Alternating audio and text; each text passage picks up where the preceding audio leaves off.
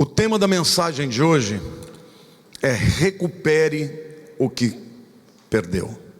Mas é um tema muito diferente do que você imagina que vai ouvir. Eu quero começar a ler um trecho de um livro do Tim Keller, que chama Falsos Deuses, Counterfeit Gods. E eu traduzi um texto aqui que acabou sendo o instrumento da proposição que eu quero fazer para vocês, para que a gente reflita nesta noite. O título desse pedaço do livro diz assim: Como fazer um Deus?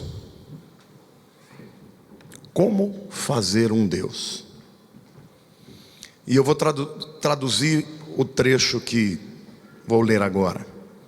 O que é um ídolo? Um ídolo é tudo que é mais importante para você do que Deus.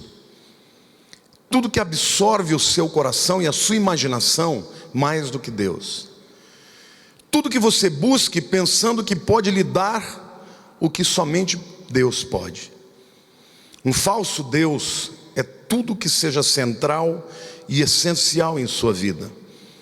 Algo que, se você perdesse, sua vida perderia o sentido de viver. Um ídolo tem uma posição tão controladora no seu coração que você pode gastar toda a sua energia, sua paixão, seus recursos financeiros e emocionais sem pestanejar um segundo. Ele pode ser sua família, seus filhos, sua carreira, seu dinheiro, suas realizações e até a sua posição social.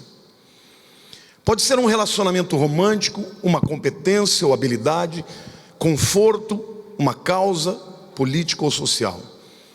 Pode ser uma moralidade, a virtude, suas convicções religiosas e até mesmo o sucesso no ministério cristão. Um ídolo é qualquer coisa para a qual você olhe e diga: se eu tiver isso, minha vida vai ter significado e segurança. Há várias maneiras de se descrever esse tipo de relacionamento, mas a melhor delas é a adoração. E quando eu li esse trecho do livro, eu fiquei pensando como a Bíblia fala da importância da gente guardar o coração para que não haja ídolos na nossa vida.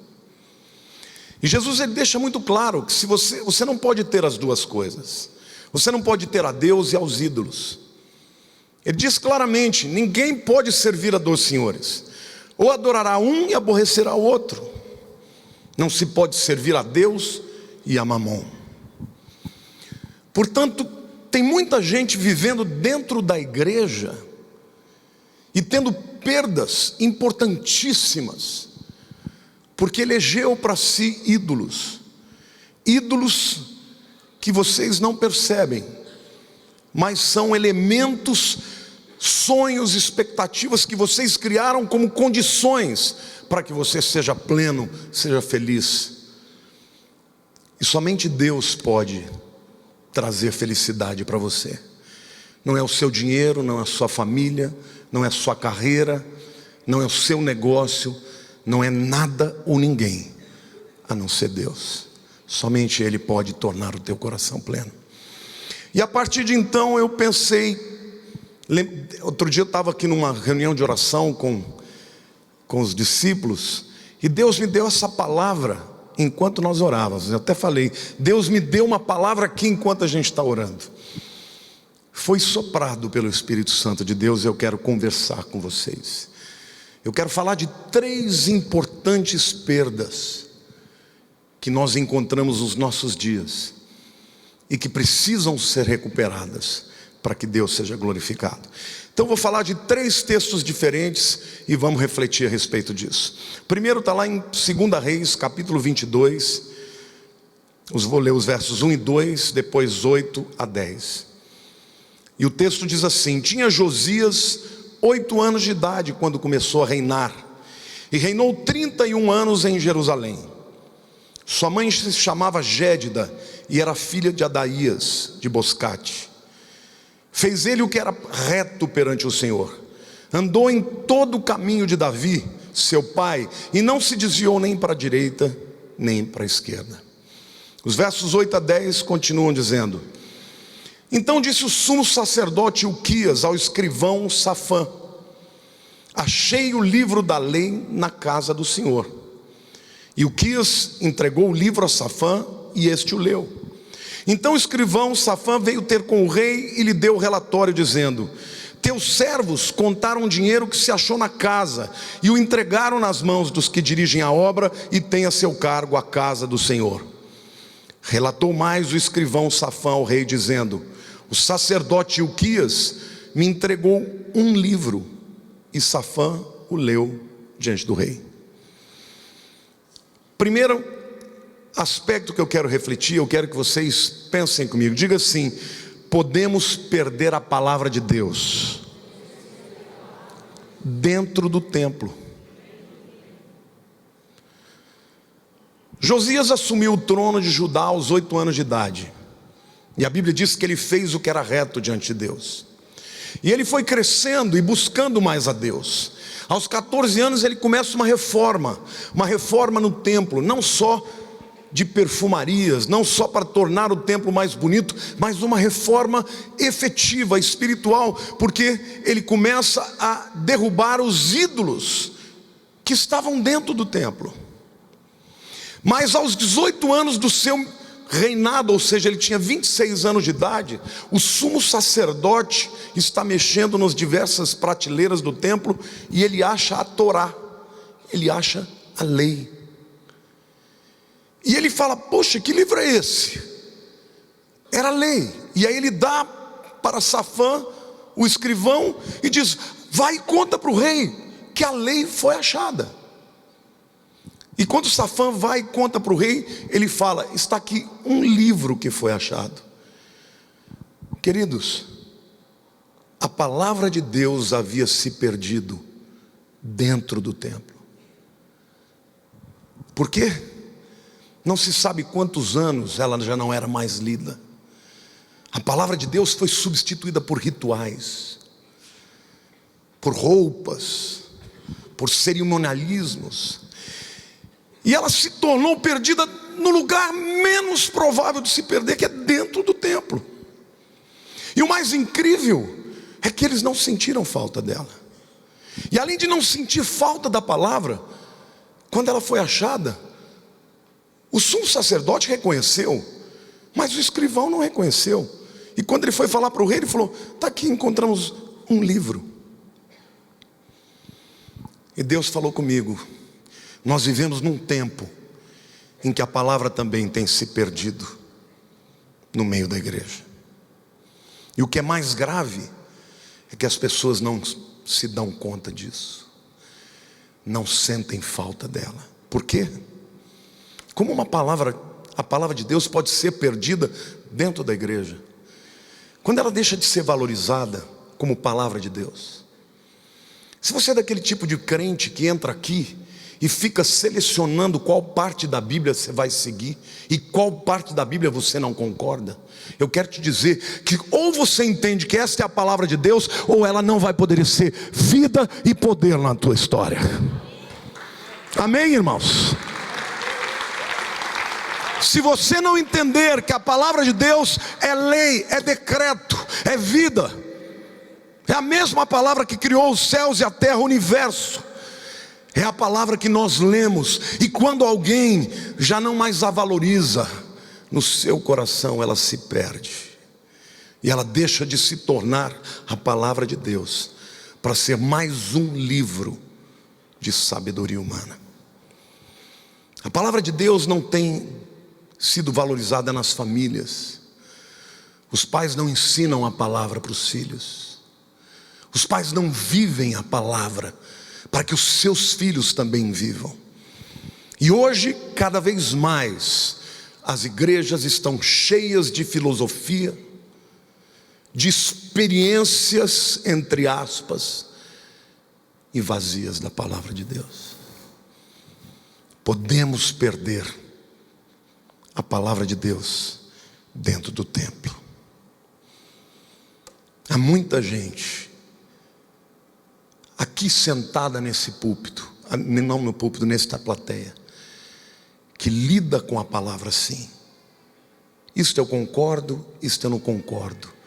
Não é bem assim, era para aquele tempo. Isso vem revestido de argumentações, teólogos, questionando a palavra de Deus, questionando as palavras de Jesus. Hoje em dia tem pessoas que dizem que Jesus não volta mais, porque ele já veio. Ora, se Jesus disse que ele ia voltar, então ele vai voltar. Outras pessoas não acreditam no inferno. Ora, se Jesus falou que o inferno existe, então ele existe. Mas as pessoas então submetem a palavra a um crivo de um raciocínio humano parcial, de quem não enxerga toda a verdade, e elas escolhem a parte que lhes convém. É por isso que a igreja de hoje é fraca. Ela não impacta a sociedade, porque não tem impactado a vida das pessoas. Quando você ouve a palavra de Deus, meu querido, estremeça, porque é a palavra do Criador. Quando você ouve a palavra de Deus, se aproprie, porque ela tem poder de vida e de morte. E nós daremos conta a Deus de tudo que cremos, ou falamos, ou fazemos, por conta daquilo que ouvimos da sua palavra. Aquele que muito foi dado, muito será cobrado. Alguns valorizam mais a intelectualidade, a inteligência, e hoje nós vemos igrejas arrebatando multidões com discursos vazios. Essa semana eu vi um vídeo de um pastor, não vou dizer o nome porque não vem ao caso, fazendo movimentações e manipulação de massa, e as pessoas gritando como se fosse num frenesi. E em seguida do vídeo, no mesmo vídeo, tinha um homem fazendo coaching, e ele estava usando a mesma técnica, ou seja, o pastor estava usando a técnica do coaching para manipular as massas, e as pessoas num frenesi doido, gritando e pulando e fazendo e acontecendo, e o homem pregando lá não pregava a palavra, mas ele era um animador de auditório. As pessoas não precisam de coaching, as pessoas precisam de Jesus. As pessoas precisam ser transformadas pela palavra de Deus. Então, quando as pessoas não têm mais a palavra e têm que substituir a palavra por instrumentos para deixar a turba feliz, motivada, é porque a palavra se perdeu. O segundo texto que eu quero ler com vocês está em Lucas capítulo 2, versos 41 a 51, que diz o seguinte: ora, anualmente iam seus pais a Jerusalém para a festa da Páscoa. Quando ele atingiu os 12 anos, subiram a Jerusalém segundo o costume da festa. Terminados os dias da festa, ao regressarem, permaneceu o menino Jesus em Jerusalém, sem que seus pais o soubessem. Pensando, porém, estar ele entre os companheiros de viagem, foram caminho de um dia, e então passaram a procurá-lo entre os parentes e os conhecidos, e não tendo encontrado, voltaram a Jerusalém à sua procura. 3 dias depois o acharam no templo, assentado no meio dos doutores, ouvindo-os e interrogando-os. E todos que o ouviam muito se admiravam da sua inteligência e das suas respostas. Logo seus pais o viram, ficaram maravilhados, e a sua mãe lhe disse: filho, por que fizeste assim conosco? Teu pai e eu, aflitos, estamos à tua procura. Ele lhes respondeu: por que me procuráveis? Não sabiam que me cumpria estar na casa do meu pai? Não compreenderam, porém, as palavras que lhes dissera. E desceu com eles para Nazaré, e era-lhes submisso. Sua mãe, porém, guardava todas essas coisas no seu coração. Diga assim: podemos perder a Cristo no cerimonialismo. Você sabe que o povo de Israel tinha 3 festas que eles tinham por obrigação subir a Jerusalém para celebrar. São chamadas festas de peregrinação: Páscoa, Pentecostes e tabernáculos. Todos os anos, não importava onde eles morassem, na terra de Israel, eles tinham que subir a Jerusalém para adorar ao Senhor nestas festas. E o texto nos diz que era Páscoa. E Jesus, com sua mãe Maria e seu pai José, saíram de Nazaré na Galileia e foram para Jerusalém. E o interessante é que a Bíblia relata que ele tinha 12 anos de idade. E alguns dos comentaristas dizem que o Bar Mitzvah, que hoje é feito e celebrado aos 13 anos, naquela época era aos 12. E a gente sabe que é um Bar Mitzvah. Bar Mitzvah significa o filho do mandamento. Mitzvah é mandamento. E na tradição de Israel, a partir do momento que o menino lê a Torá e explica a Torá perante a sua família e de pessoas, ele é responsável pelos seus atos. Então, certamente, além da Páscoa, José e Maria decidiram fazer o Bar Mitzvah de Jesus naquela festa. E na hora de voltar, um ficou achando que Jesus estava com o outro, e o outro achou que Jesus estava com o primeiro. Um dia depois, eles já estavam caminhando de volta para lá, se encontraram provavelmente no momento em torno da fogueira, no frio. José viu Maria, Maria viu José. Onde está Jesus? Maria deve ter dito: eu imaginei que ele estava com você, porque as crianças andavam com as mulheres, mas agora ele já tinha feito um bar mitzvah. Eu imaginei que ele estava com você. Aí José: não, eu imaginei que ele estava com você, ele fez o bar mitzvah, mas ele é muito pequeno, ele devia estar com você. E nessa história eles perceberam que eles perderam Jesus e tiveram que voltar para buscá-lo. E quando lá chegam, encontram Jesus ainda no seu debate da Bíblia, da Torá, junto com os doutores. E as pessoas estavam maravilhadas, porque ele não só tinha conhecimentos que eles nunca tinham imaginado, como tinha perguntas extraordinárias. E naquele momento, Maria e José agem como pais, chamam a atenção de Jesus como se ele fosse uma pessoa qualquer.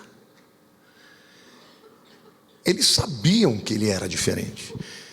Afinal de contas, quando José achou que Maria o havia traído, o anjo disse: não se separe da sua esposa, porque o que é nascido dela foi gerado pelo Altíssimo. E ele salvará o mundo dos seus pecados. Por isso o seu nome será Yeshua. Diga Yeshua. Sabe o que significa Yeshua? Salvação de Yahvé. Então ela sabia com quem ela estava lidando. E no entanto, eles perderam Jesus no meio da festa cerimonial. Agora, o que é mais interessante nesse texto é que eles foram para Jerusalém para celebrar o quê? A Páscoa. E qual é a figura central da Páscoa? É o Cordeiro. Como você pode celebrar a Páscoa e perder o Cordeiro? Como isso é possível? Como você pode ir celebrar a Páscoa e a Páscoa está dentro da tua casa e você não perceber que Ele é o Cordeiro de Deus que tira o pecado do mundo? Então, queridos, eu quero dizer que nós muitas vezes somos assim. Por quê? Porque a gente também esquece muitas vezes, ou começa a se perder da presença de Jesus por causa das nossas presunções. Maria achava que ele estava com José, José achava que ele estava com Maria. E tem tanta gente presumindo coisas a respeito de Cristo, que acaba perdendo Cristo no meio da religiosidade. Eu fiquei pensando quando eu li esse texto, e eu tenho falado muito com Deus: Senhor, nunca permita que eu não chore mais ao ouvir a Tua palavra, que eu não tenha vontade de me prostrar quando eu ouço um cântico de adoração. Nunca permita, Senhor, que eu me esqueça de onde eu vim e para onde eu vou. que eu nunca me esqueça que o centro da minha vida é a cruz, é Jesus. E eu quero dizer para você, querido, se você é uma pessoa que se tornou religiosa e que entra muitas vezes na igreja e fica criticando A ou B ou C ou D, eu quero te dizer que você perdeu a presença de Jesus, porque todo aquele que sente a presença dele se prostra, se sente pecador, mas se sente amado e perdoado por ele. Amém, igreja? Então, de nada adianta os grandes ajuntamentos se a presença de Jesus não se fizer clara na nossa vida. Nós podemos perder a Cristo dentro da religiosidade. Eu fico às vezes vendo os debates teológicos nas redes sociais e pessoas discutindo coisas que nem têm ideia do que falam. Tem hoje gente que é mais calvinista do que crente, acredita mais no Calvino do que na Bíblia, ou mais no Armínio do que na Bíblia. Eu quero dizer para você, se você não é capaz de defender a tua convicção, não diga que você é A ou B, porque se nós cremos na palavra de Deus, e a palavra de Deus é a regra de fé e prática da nossa história, então se hoje eu prego uma coisa e amanhã a palavra de Deus me mostra que eu estava errado, eu não tenho nenhum problema em dizer, eu crio assim, mas não creio mais, porque a palavra de Deus seja verdade e a minha palavra mentira. Amém, queridos? A igreja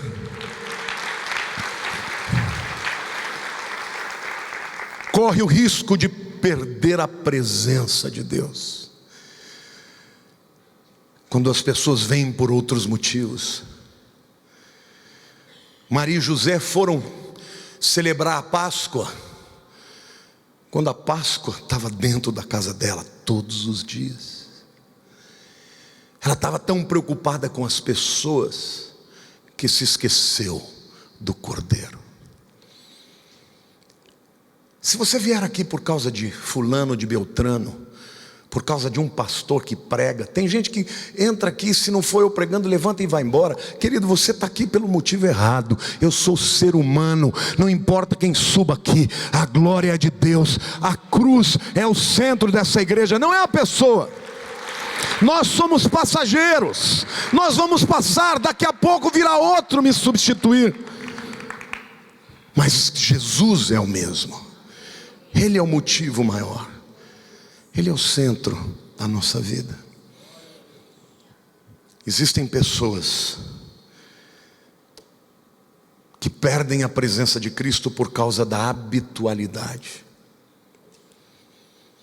Difícil para Maria e José olhar para aquele menininho que começou a crescer, que aprendeu a falar, que ela teve que ensinar a falar, que ela teve que ensinar a andar, que ela teve que ensinar as coisas da palavra de Deus, e olhar para ele e saber que apesar dele ter sido diminuído, ele era o próprio Criador. Difícil, né?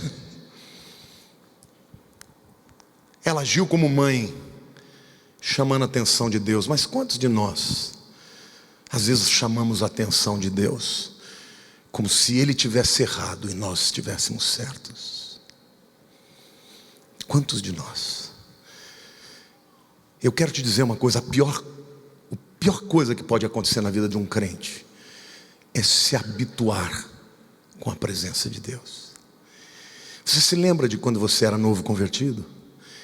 Que qualquer pregação que você ouvia, você ficava maravilhado. Você se lembra que qualquer cântico que você cantava, você tinha vontade de chorar? Você se lembra que você falava, Deus, eu não quero mais ficar aqui, eu quero ir para o céu? Você se lembra disso? Isso é o estado que Deus espera que você tenha. Jesus, quando fala à igreja de Éfeso, ele diz, olha, vocês são ótimos em tudo, mas eu tenho uma coisa contra vocês: vocês já não têm o mesmo amor. Aquele amor de paixão eu não vejo mais no coração de vocês. Muitas vezes o nosso coração fica árido, fica seco.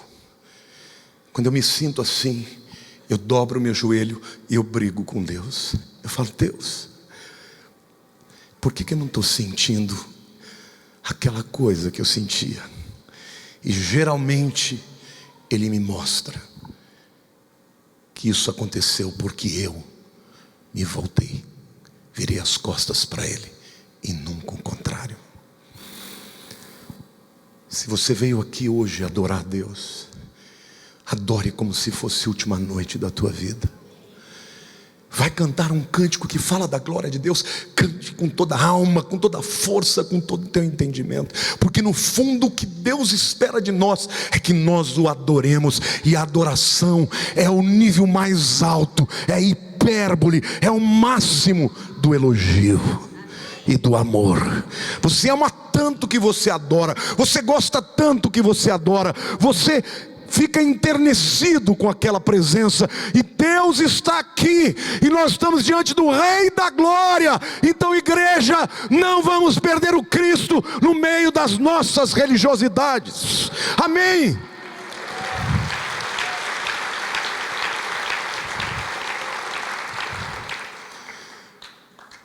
Nós perdemos muitas vezes a presença por causa do cerimonialismo. Celebravam a Páscoa e perderam o cordeiro. Aproveitaram o ajuntamento das pessoas e perderam o motivo do ajuntamento.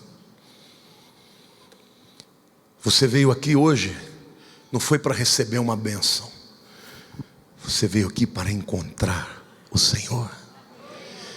E Ele diz: buscar-me-eis e me achareis, quando me buscardes de todo o coração. Amém? Se você estiver buscando o Senhor de todo o coração, você já o encontrou. Ele já tocou no seu coração. Ele já mostrou para você uma área que você tem que abandonar, um pecado que você tem que deixar, algo que Ele espera de você. Porque todo aquele que encontra Jesus é transformado por Ele imediatamente. E Ele está aqui hoje para mudar a tua vida, em nome de Jesus. Amém. Como é que a gente pode recobrar o que perdemos? Diga assim: a partir de hoje eu quero ler a tua palavra com reverência, sabendo que não é palavra de homens, mas é palavra de Deus.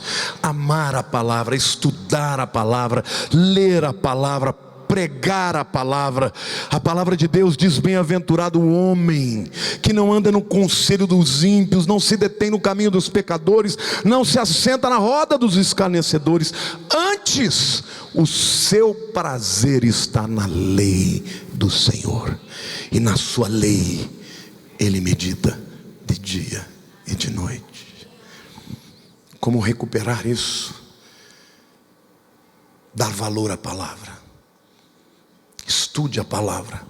Às vezes eu recebo pessoas na internet que falam: pastor, já ouvi todas as suas mensagens postadas 2 a 3 vezes. E eu fico pensando: que fome é essa pela palavra? Se você perdeu a palavra de Deus na tua vida, hoje Deus está te dizendo: encontre a palavra. E quando encontrá-la, reconheça como a palavra de Deus, porque ela é poderosa, tem poder de vida e de morte para mudar a sua história. Como recuperar a presença de Jesus? Arrependimento. Está vivendo em pecado? Querido, o pecado faz separação entre nós e o nosso Deus. Se você está vivendo um pecado escondido, abandone o seu pecado, confesse o seu pecado, converta o seu coração, e Deus, que é gracioso e misericordioso, vai aceitar o teu pedido de perdão, e a comunhão que estava quebrada vai ser restaurada. Amém?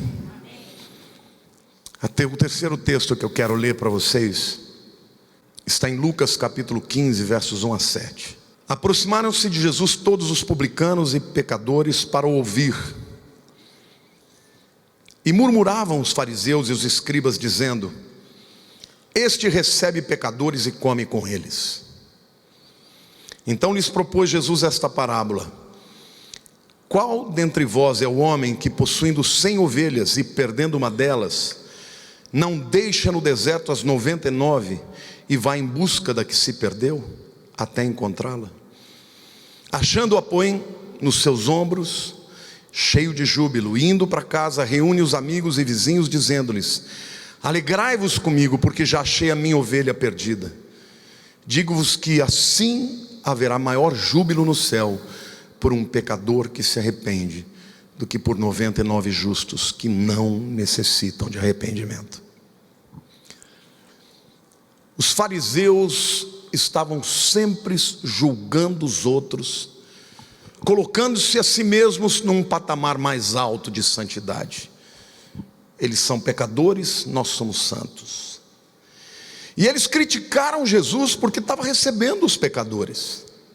Quando fala dos publicanos, fala de um povo que não tinha religiosidade, de um povo que cometia todo tipo de pecados. E eles começaram a julgar a Jesus. E Jesus então lhes responde: olha, vocês, nós estamos falando de uma cultura agrícola, a agropecuária era a atividade deles. Então ele falou: olha, se você tem 100 ovelhas e perde uma, você não deixa as 99 e vai buscar a que perdeu? Eu também. Só que as minhas ovelhas não são gado. As minhas ovelhas são pessoas que foram criadas para a minha glória. E eu estou aqui por causa delas. E muitas vezes eu tenho que deixar os santos para buscar os pecadores. É muito comum também no meio da igreja pessoas esconderem os seus motivos e usarem desse tipo de argumentos de santarrões. Eu quero que você olhe bem para a pessoa do teu lado aí, olhe para ela. Tem gente que não gosta que eu faço, mas aqui é muito importante. Olhe para essa pessoa do teu lado. Sabe essa pessoa que está do seu lado? Ela é pecadora.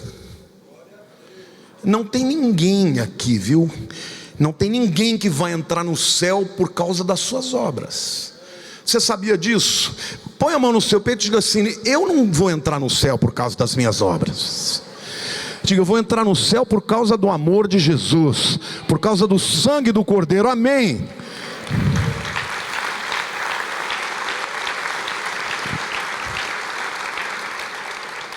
Então, quando você começa a olhar para o outro e achar que o outro não é digno, e você começa a achar que o outro vai para o inferno e que você vai para o céu porque você é melhor que ele, alguma coisa muito ruim aconteceu. Você perdeu o entendimento de quem você é. Nós somos pecadores, salvos pela graça, pelo poder da cruz, pela misericórdia do Deus Todo-Poderoso. E ponto final.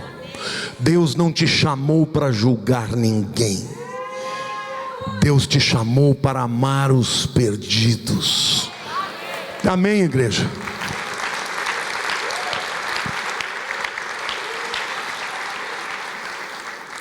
Então nós podemos perder a ovelha no meio do rebanho.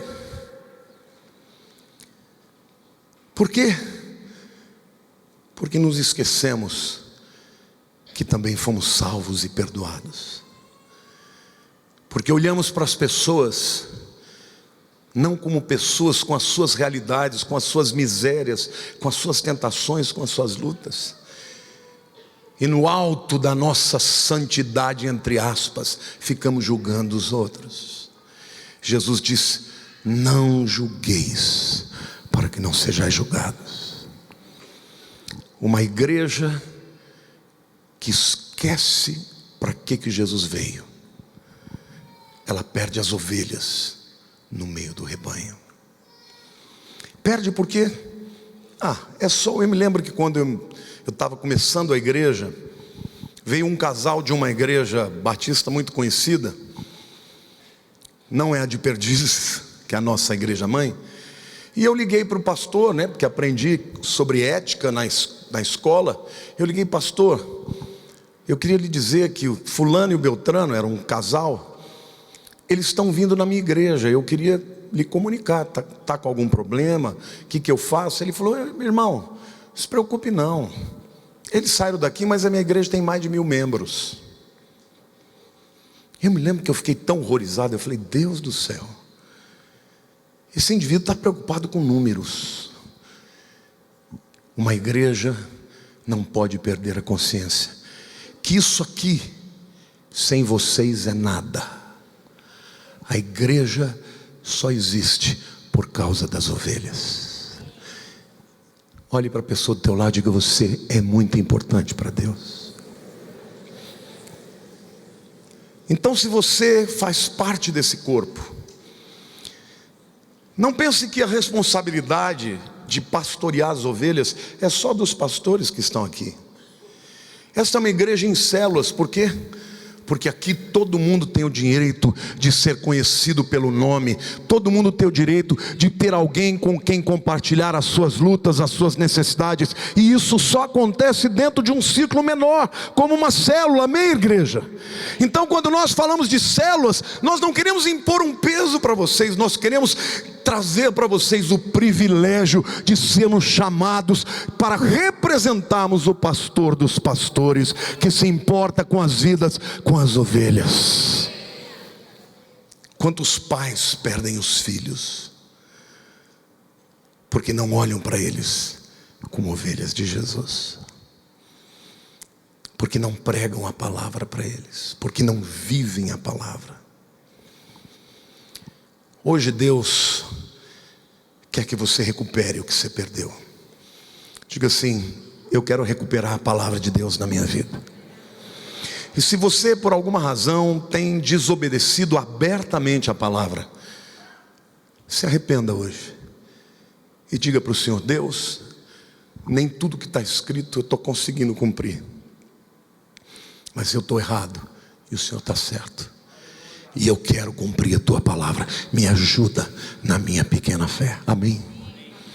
Se você está vindo aqui e não está sentindo a presença de Jesus, se não tem alegria, se está cheio de amargura, se está cheio de ressentimento, se está cheio de criticismo no teu coração, hoje é o dia de você se arrepender e dizer: Senhor, eu não quero ficar vendo o pecado do outro, eu não quero ficar julgando o outro, eu quero sentir a tua presença. Porque, querido, quem está na presença de Jesus fica embasbacado.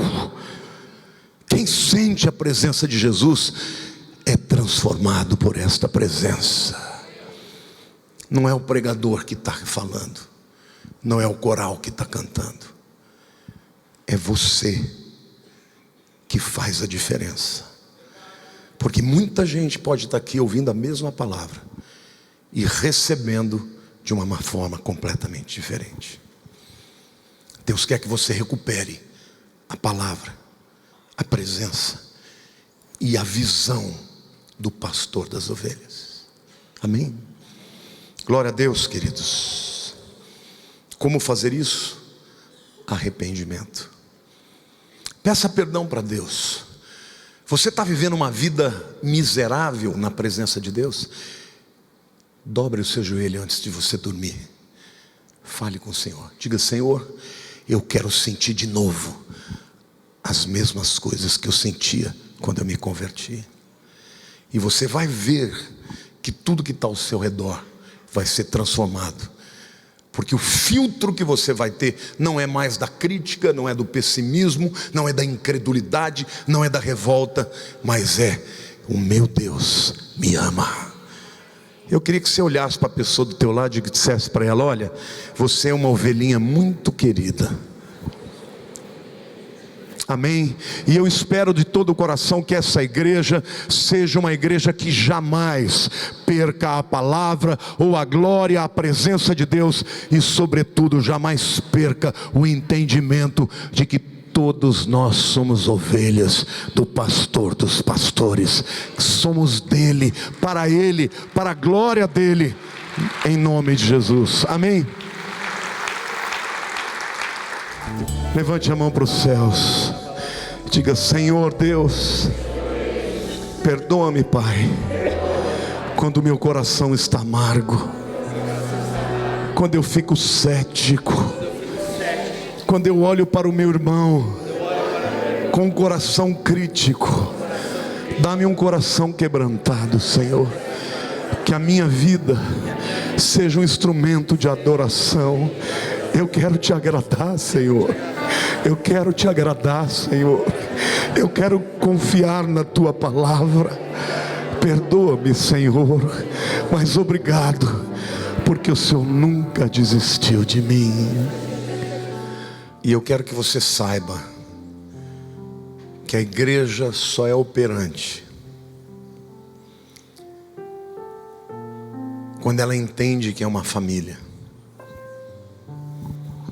Pode ser que você tenha alguém aqui de quem você não goste, mas a gente não é obrigado a gostar de todo mundo, mas a gente pode amar. A gente gosta de pessoas que fazem bem para nós, mas a gente pode amar até o inimigo. E nós fomos alcançados pelo amor de Deus, porque se Ele fosse procurar aqueles de quem Ele gostasse, não estaria ninguém aqui. Então, Pai, aqui está a Tua igreja, e a minha oração que é a Tua graça,